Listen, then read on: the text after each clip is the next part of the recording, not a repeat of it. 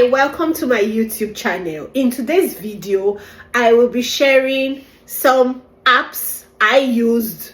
By the way, I've graduated, so you're free to say congratulations to Tower. I just concluded my master's in leadership, global leadership, and you're free to say congratulations Tower in the comment section. So I'll be sharing 5 apps you need when you're coming into school internationally, going back to school, first degree, second degree, PhD, whatsoever. The apps I think will be an edge, like an advantage to you. But before I dive in, let me quickly inform you that you need a laptop. I know some of us would say, oh yes, I already have a laptop. But when I say you need a laptop, I mean you need a very good working condition, yes, I hope that English is correct, laptop, right? So you don't need a laptop. Let me use Canada for an example. You can't come into Canada with maybe like a laptop you're managing, thinking when you come into town you can fix it. Because I've had a couple of Nigerians, when they come in, they'll say, oh, my laptop is faulty, I want to fix it. Girl, you can't fix it, because the money you would use in fixing a laptop will be enough for you to get a new laptop. So the first thing I need to spell out here is you need a good working laptop. You need a fantastic laptop, because everything you do, your assignments, your quizzes, your research, everything will be on the system. There's nothing like paperwork. No paperwork. Like, I had a master's in Nigeria, so everything we did there was you print, you type, paper, assignment, you handwrite your exams, you handwrite everything you do. It's the computer. You have your module in the system, so you need a good working laptop. That's the first thing I would spell out here. And if you're not good with computer, with system, my dear, go and start learning it now, because it's a plus, it's a must. Your apps, whatever you're doing must be on the system. So you need to get used to all the keys, the shortcut keys, everything you need. You need to get used to everything. That's the first thing you need. The second thing, before I even say the apps you need, communication. You need to learn how to talk, how to speak, how to ask questions, how to walk up to your lecturer, like your professor, and ask questions. What do I need? How do I navigate through this thing? Because most of the textbooks they'll be sending to you is soft copy. So you need to learn how to download these soft copies, this system, these books, and know how to. Right now I'm even having issues with my eyes, because practically everything we did or I was doing while in school was on the system. So I think I was straining my eyes. So I have to now go for a higher glasses. Yes, I have like a screen blocking lens glasses, but I need something else now because of the reading, everything, computer, phone, so you need to prepare your mind for this. So the first app on my list will be the Canva app. So let me explain why you need the Canva app. Most of your assignments would come as a group assignment, and you need to prepare slides, maybe 10 pages, 20 pages. It all depends on the professor.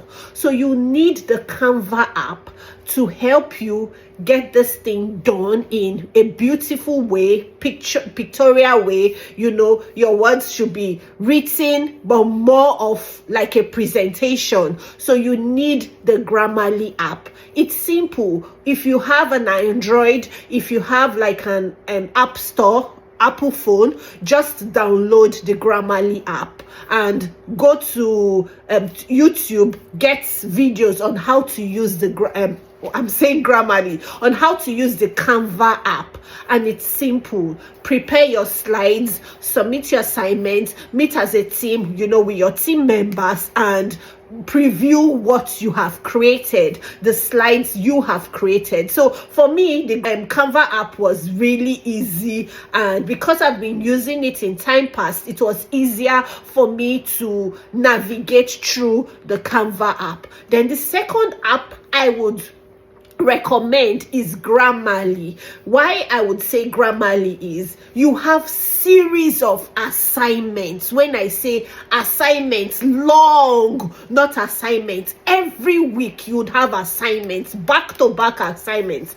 And the Grammarly app for me was, I used it in terms of checking grammars. Let's say I put the boy is a girl. So Grammarly app will show me if this sentence is correct, sentence structure. That's what you use the Grammarly app for, to know if what you have projected, what you have written down, it's correct. So the second app I will recommend to you is the Grammarly app. Go and get the Grammarly app fast on your phone, on your laptop. You need it, because on your phone you quickly correct sentences and submit. If you have to submit maybe like weekly post or daily post on the module, you can quickly use your phone to do the correction instead of going to your laptop to start opening your laptop. For me, the phone is easier to use the Grammarly app. So it all depends on you. Then the third app I would recommend to you is the Qbolt. I hope I'm pronouncing it well. I used this app in practically everything. The Qbolt is, let's say I want to shorten sentences, I made use of the Qbolt. Quibot, that's how it's spelled. To shorten sentences, to correct sentences, to check for, let's say, AI. They have the free version, they have the paid version. So go and pay. If you have to pay, go ahead. But you can navigate the free version though. So it depends on what you want to do, what you hope to achieve. But when I was now doing, when as you go higher with your school, as you progresses, actually what you want, if you need a paid version of it. So I started using the free version of it. I used it to check my sentence structure, to check maybe if it's AI written. You have a lot of things to check with this Qbolt app. It's very, very good. I would recommend the Qbolt to everybody. Are you getting value from this video? Please, if you are getting value, feel free to like, share and subscribe. So let's move on. The fourth app I think you would need, I used it repeatedly, is the Scribble app. The Scribble app, let me explain. So the Scribble app is very useful.